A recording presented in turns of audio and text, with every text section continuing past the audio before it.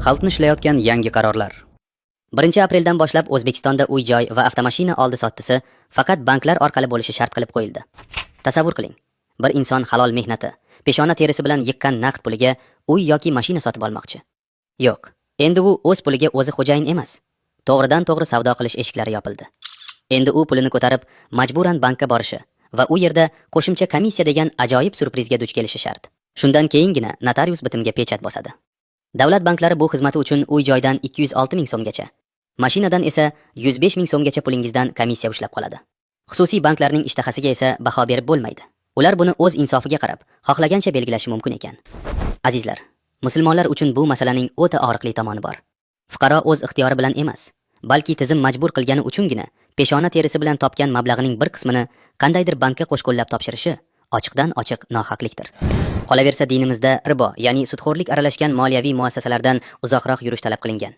Halol va haromni farqlaydigan dindorlarimiz uchun haqiqiy islom banklari yaratilmagan bir sharoitda ularni majburan shunday xizmatlardan foydalanishga undash fuqarolarning e'tiqodiy erkinligiga bosim o'tkazish emasmi? Mutasaddilar esa buni chiroyli qilib, yashirin iqtisodiyotga qarshi kurash, soliqlarni ko'paytirish deb oqlashga urinishadi. Lekin keling, haqiqatga tik qaraylik. Asl yashirin iqtisodiyotni tepadagi yopiq tenderlar va millionlab dollarlik korrupsion sxemalarni ko'rmaganga olib, qonun faqat oddiy xalqning teshik cho'ntagiga kelgandagina zo'r ishlashi adolatdanmi? Qarorlarning butun yukini va xarajatlarini nega yana oddiy xalq ko'tarishi kerak? Bu zulm hali yetmagandek. Endilikda yoqilg'i quyish shoxobchalarida benzin va gazni naqd pulga berish to'xtatilib, faqat plastik karta orqali savdo qilish joriy etildi. Mutasaddilar balki bankomatda pulni kartaga kiritish tekin-ku deb o'zini oqlar. Lekin real hayotda-chi? Odamlar har doim ham bank izlab topa olmaydi. Oddiy xalq ko'chadagi paynet shoxobchalari yoki apparatlar orqali naqd pulini kartaga tushirishga majbur bo'lmoqda va buning uchun albatta komissiya to'layapti. Internetda tarqalayotgan video dalillar ham buni isbotlab turibdi.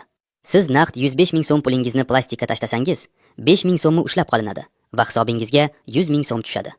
Dahshatlisi shundaki, o'sha 100 ming so'mga benzin olayotganingizda ham tizim yana sizdan komissiya undiradi. Bu shundoq ham zo'rg'a kun ko'rayotgan xalqni ochiqchasiga qiynash va ikki karra talon-taroj qilishdan boshqa narsa emas. Aslida xalqning qo'ldan tanlash huquqini tortib olib, hammani majburan bitta tizimga qaram qilib qo'yish, bu g'irt monopoliyaning o'zi-ku.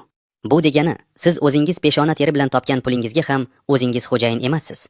Ular sizning o'z mulkingizni erkin ishlatish huquqingizni shunchaki bo'g'ib tashlamoqda deganidir.